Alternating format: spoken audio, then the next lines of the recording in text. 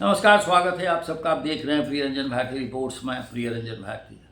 पाकिस्तान अभी तक दुनिया भर में एक आतंकवादी देश के विशेषण से ही नवाजा गया है।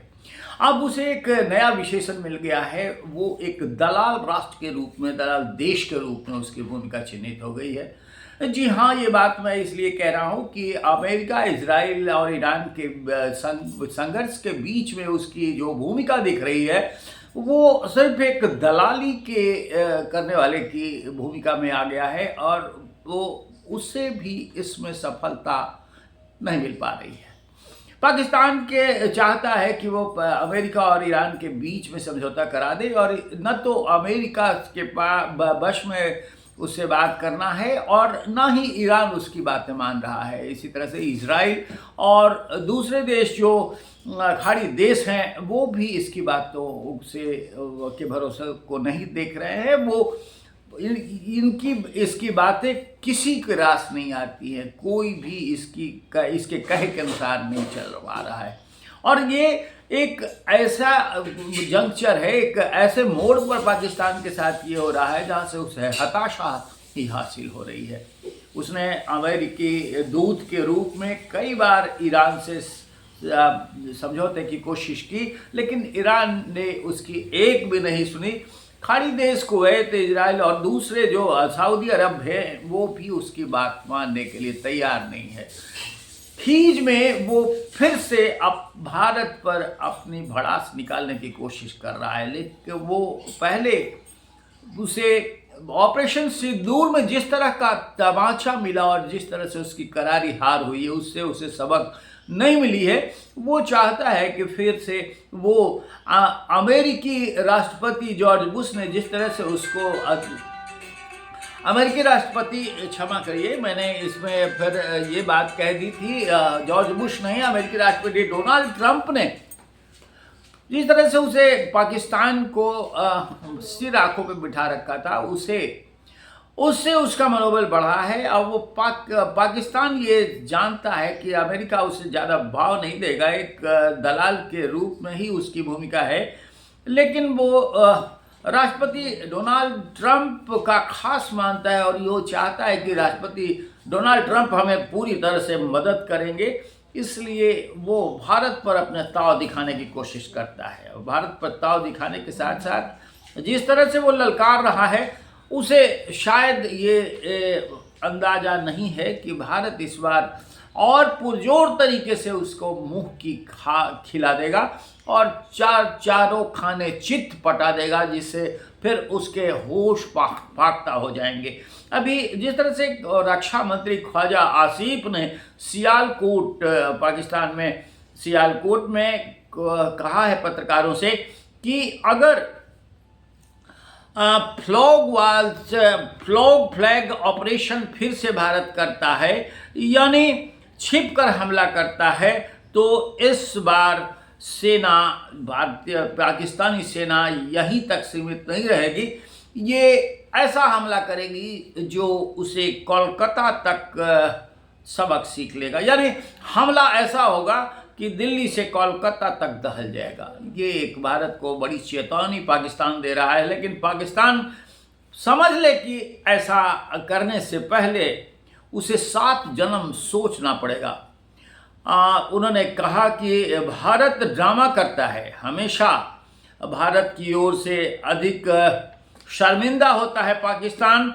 उन्होंने आरोप लगाए ख्वाजा आसिफ ने कि शवों को कहीं भी रख करके, और वो पाकिस्तान के ऊपर आतंकवाद को फैलाने का आरोप लगाता है, लेकिन आज तक उसने इसकी कोई भी पुष्टि नहीं की, कोई भी सबूत नहीं दिया।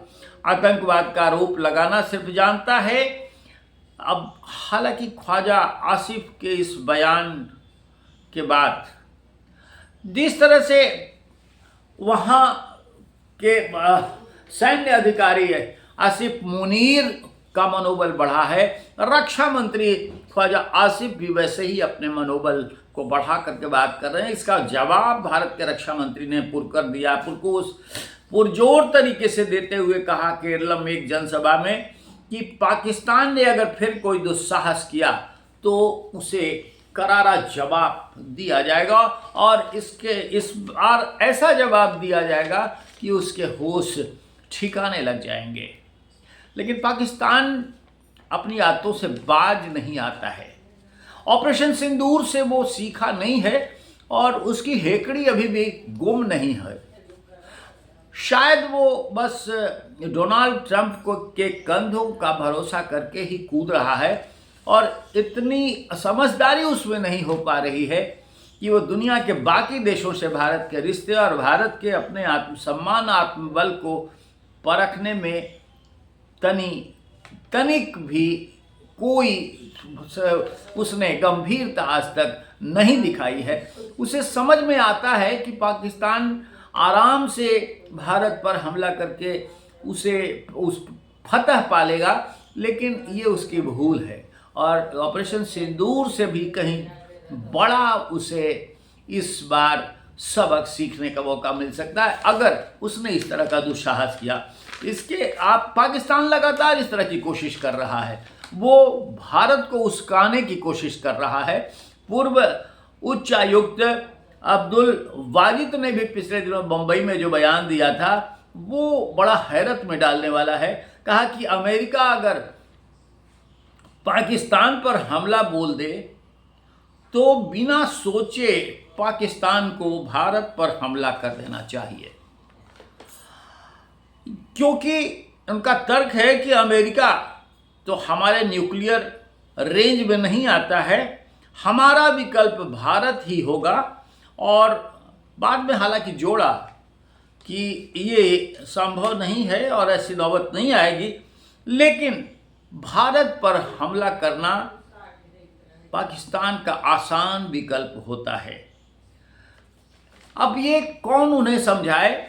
जिस तरह से पूर्व उच्चायुक्त ने ये बातें कही, उन्हें शायद ये भारत में बोलते हुए बड़ा साहस जुटाना पड़ा होगा। शायद पाकिस्तान या तालिबान जैसे देश होते तो उन्हें वहीं सबक सिखा दिया जाता। ये भारत की उदारता है कि ऐसे शत्रु की भाषा बोलने वाले शत्रु देशों के राजनेताओं को भी और राजनयिकों को भी भारत सम्मान के साथ अपने घर में रखता है और उन्हें कोई हानि नहीं पहुंचने देता। अब भला सोचिए कि तालिबान अफगानिस्तान, जिस तरह से तालिबान के साथ पाकिस्तान के द्वंद्व हो रहे हैं, वो भारत पर ठीकरा फोड़ने की कोशिश करता है और ये बताता है कि ये भारत उसका रहा है। आपकी अपनी खुदगर्जी, तुम्हारी अपनी भूल की वजह से ये हादसे हो रहे हैं और इस तरह से मल्ल युद्ध जैसा परिदृश्य तुम्हारे देश के भीतर हो रहा है। उस पर आंखें खोल करके तुम्हें पड़ताल करनी चाहिए, दिल खोल करके देखना चाहिए कि तुम्हारी चूकें कहाँ हैं, तुम्हारी गलतियां कहाँ हैं, लेकिन तुम वो करने को तैयार नहीं हो।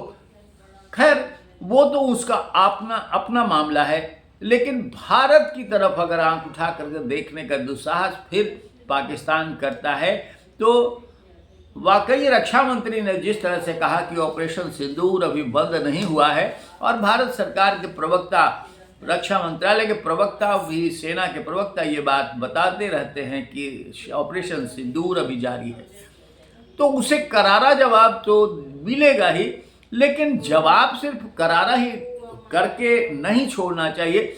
भारत को इस बार पाकिस्तान को ऐसी सबक सिखा देनी चाहिए कि दोबारा वो साहस नहीं जुटा पाए और दूसरे देशों के दलाल की भूमिका में बेशक वो अपना सर्वस्व न्यौछावर कर दे, लेकिन भारत की तरफ आंख उठाकर वो देखने की हिम्मत दोबारा नहीं करे। ये करना भारत के लिए बेहद ज़रूरी है, क्योंकि जिस तरह से पहलगाम में पिछले दिनों आपने गौर किया होगा, पिछले साल 2025 में 22 अप्रैल 2025 को, और ये संयोग से अप्रैल का ही महीना है और पाकिस्तान के बोल फिर उसी तरह से तीखे होने लग गए हैं। 22 अप्रैल 2025 को पहलगाम में भारतीय जो पर्यटक थे, निर्दोष पर्यटकों के 26 पर्यटकों की हत्या कर दी थी पाकिस्तानी आतंकवादियों ने, और इसके वो छिप करके आए थे खाड़ी में और हमला करके वो निकल गए थे। इसके बाद भारत ने एक रणनीति बनाई और भारत ने प्रधानमंत्री नरेंद्र मोदी ने पहले ही सार्वजनिक रूप से कह दिया कि ऐसा करारा जवाब देंगे, चुन चुन करके मारेंगे, बिल में घुस करके भी आतंकवादियों को तबाह कर देंगे। और भारत ने वैसा किया। वो उसके बाद ठिकाने उसके तबाह कर दिए थे। 9 आतंकवादी ठिकाने ऑपरेशन सिंदूर में तबाह कर दिए।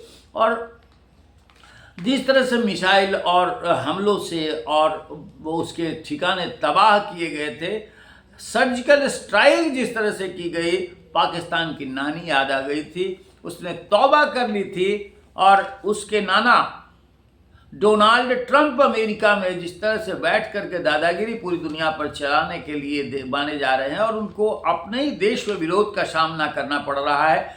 जिस तरह से ईरान लगातार हमले का जवाब दे रहा है और आक्रामकता के साथ पाकिस्तान को उनकी छठी याद करा रहा है, उससे भी अब डोनाल्ड ट्रंप को समझ में आ जाना चाहिए कि दुनिया पर दादागिरी चलाने की जरूरत। तो इसी डोनाल्ड ट्रंप ने पाकिस्तान को, आसिफ मुनीर को सर अथ को बिठा करके उन्हें बहुत नसीहत दी और बार बार बयान बदलते रहे, अपने बयानों से दिखाते रहे कि उन्होंने ही सीज फायर कराया था भारत पाकिस्तान के बीच। कभी वो इनकार करते रहे और कभी इससे अपनी पहचान बनाने की कोशिश करते रहे कि वो एक मध्यस्थ की भूमिका में है। हालांकि वो टैरिफ वार का दबाव बनाते रहे और प्रधानमंत्री नरेंद्र मोदी से अपने रिश्तों की बात की दुहाई भी देते रहे, लेकिन वो अलग माजरा है। डोनाल्ड ट्रंप ईरान, इजराइल और दुनिया के देश कैसे आपस में भिड़ रहे हैं, पाकिस्तान को भारत पर नजर उठा करके देखने की, किसी के मनोबल बढ़ाने से अगर उसका मनोबल बढ़ता है, शह देने से बढ़ता है, तो शायद उसे गिरवान देख अपना झांक लेना चाहिए पहले कि भारत हमको चकनाचूर कर मिट्टी में मिला देने की कुव्वत रखता है। आज के को बस इतना ही। हम आपसे निवेदन करेंगे कि हमारी इस वीडियो पर अपनी प्रतिक्रिया कमेंट बॉक्स में ज़रूर दीजिए। साथ साथ हमारे इस चैनल के सब्सक्राइबर्स अब नहीं बने हैं तो बन जाइए, हमारे वीडियोज़ को शेयर कीजिए, लाइक कीजिए। नमस्कार।